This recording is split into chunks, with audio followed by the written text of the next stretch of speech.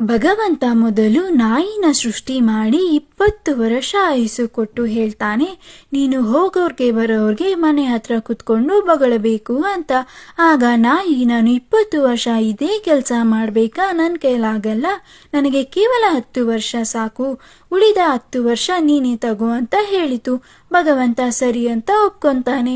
ಅನಂತರ ಕೋತಿನ ಸೃಷ್ಟಿ ಮಾಡಿ ಕೋತಿಗೂ ಕೂಡ 20 ವರ್ಷ ಆಯುಸ್ಸು ಕೊಟ್ಟು ನೀನು ಎಲ್ಲರಿಗೂ ಮನೋರಂಜನೆ ಕೊಡು ಅಂತ ಹೇಳ್ತಾನೆ. ಆಗ ಕೋತಿ, ನನಗೆ 20 ವರ್ಷ ತುಂಬಾ ಆಯಿತು, ನನಗೆ ಕೇವಲ 10 ವರ್ಷ ಸಾಕು, ಉಳಿದ 10 ವರ್ಷ ನೀನೇ ತಗೋ ಅಂತ ಹೇಳಿತು.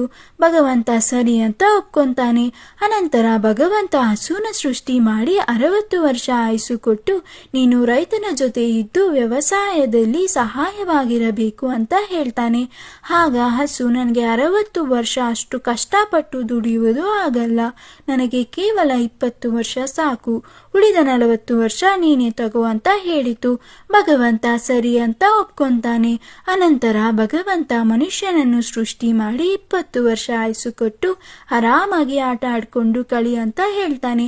ಆಗ ಮನುಷ್ಯ, ನನಗೆ 20 ವರ್ಷ ಸಾಕಾಗಲ್ಲ, ನೀನು ಹಸು ಬಳಿ ತೆಗೆದುಕೊಂಡ 40 ವರ್ಷ, ಕೋತಿ ಬಳಿ ತೆಗೆದುಕೊಂಡ 10 ವರ್ಷ, ನಾಯಿ ಬಳಿ ತೆಗೆದುಕೊಂಡ 10 ವರ್ಷ ಮತ್ತು ನಂದು 20 ವರ್ಷ, ಒಟ್ಟು 80 ವರ್ಷ ಆಯುಸ್ಸು ಕೊಡು ಅಂದಾಗ ಭಗವಂತ ತಥಾಸ್ತು ಅಂತಾನೆ.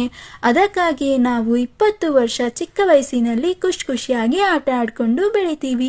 ಇನ್ನು 40 ವರ್ಷ ಹಸು ರೀತಿ ತುಂಬಾ ಕಷ್ಟಪಟ್ಟು ಶ್ರಮ ಪಡ್ತೀವಿ, ಕುಟುಂಬವನ್ನು ನೋಡ್ಕೊಂತೀವಿ, ಅವರ ಕಷ್ಟ ಸುಖಕ್ಕೆ ಭಾಗಿಯಾಗಿರ್ತೀವಿ.